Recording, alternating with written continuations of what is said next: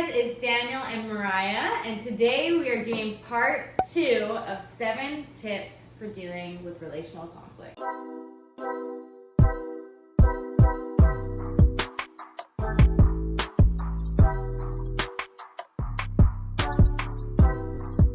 If you haven't already, make sure to go back and watch part 1 because that's a precursor to part 2. Yes. Appropriately enough. So part 1, we did 4 questions, and this part we're doing the last 3. Yeah. And the first question... Starting with question number 5 is...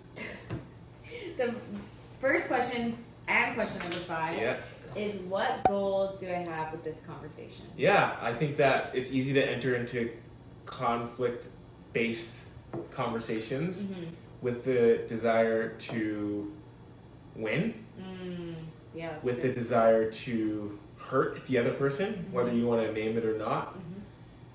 Or it could be a healthier option, like the desire to reach a mutually benefiting outcome. It could be to leave happy.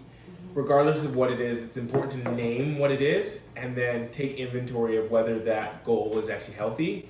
And also share it in common with your significant other. And I think there's room even for the goal to change if you're realizing, okay, this, being honest with yourself, my goal here is to win. Then how is there a way you can change that goal so that you approach the conversation differently? Or in a way that results in you both winning. Like I think that, but the thing that you want to double down on is like, am I just trying to win an argument, or am I trying to actually move forward as a couple in a productive way? You know what I mean? Yeah, that's good. So I think that's a good one to think about. Sixth and second of this video is there any fault in this conflict that I can own? I think it's so easy to lead with this is what you did, or this is how you hurt me, or this is what you did wrong. But I think that something that's been helpful for me, because there's almost always, in every single conversation, I think it's two-sided. Even if it's like this person like grossly infringed on my boundaries and I feel deeply hurt by it, the fault I can own in that conversation is like, I'm sorry I wasn't clear with my hopes or my boundaries, or you know what I mean? I think there's ways for you to own that fault without even being passive aggressive, because people, like we've seen it before where it's like, oh, I'm sorry I hurt you. Or like, I'm sorry that the words, I'm sorry that, I'm sorry that I made you cry like a baby because you're a really big baby.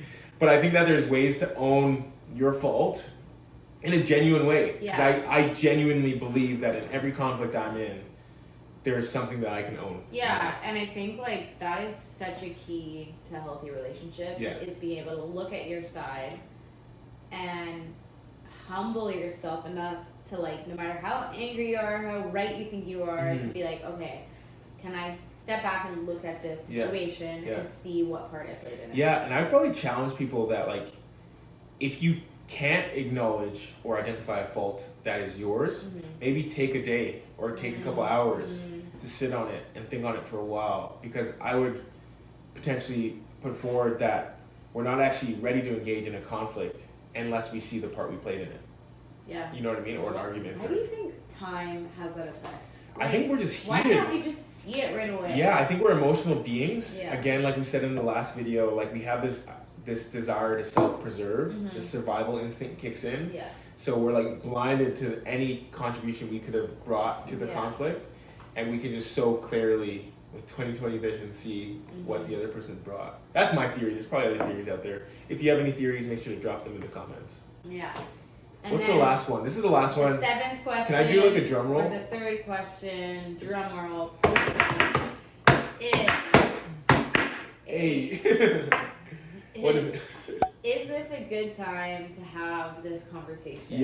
Which... And this is multifaceted. Such a good question, because it's like, even like right before we filmed this video, I was really hungry. And it was kind of like, is this a good time to film this video? Because I'm hungry and I'm annoyed. And I think there's other factors like, is this a stressful season for me? Like, have I exercised today? Like, is it late at night and I'm tired? I think that we've avoided probably like 3 conflicts a month. By saying, oh, we should just talk about this tomorrow. I know 3 conflicts a month is kind of specific. I think too, like, knowing what you and your spouse or significant other, like, how you prefer for me it's kind of like at the end of the day, I just kind of want to go to bed. Like, I don't want to start talking about some deep conflict that we have because I'm tired and I can't give my best energy to it. And it's also not the first thing I want to talk about in the morning. And so, like, if we know when you're going to give your best energy to that conversation, because those conversations are really important. Yeah. And I remember talking to a different couple about this and them saying, like, oh, like, we started doing that, like, shelving the conversation till later, and then we realized that we neglected to go back and have that conversation. So they actually set times. Like, so say we got into conflict now, but we knew we had to rush off somewhere after filming the video. And we said, hey, tomorrow at dinner, let's put it in our calendars to make sure to circle back to that conversation. Put it in the calendar. And you actually, I would definitely put it in the calendar. Fun fact about Daniel is that his most used app is the Google Calendar app. It's true. So if we did that, it would be in the calendar. It would be in the calendar. I keep a tight calendar. And it's really helpful. It's really helpful. But yeah, so I think it's important for people to circle back, to ask the question, is this a good time? Am I stressed? Am I hungry? Is this a good time? Am I tired? Or even like, am I still emotional about it? Yeah. Like, am I still so frustrated? Yeah, that's a good thing to name. Come across aggressive or passive aggressive? Yeah. Am I still like deep in the insecurity of what I was feeling?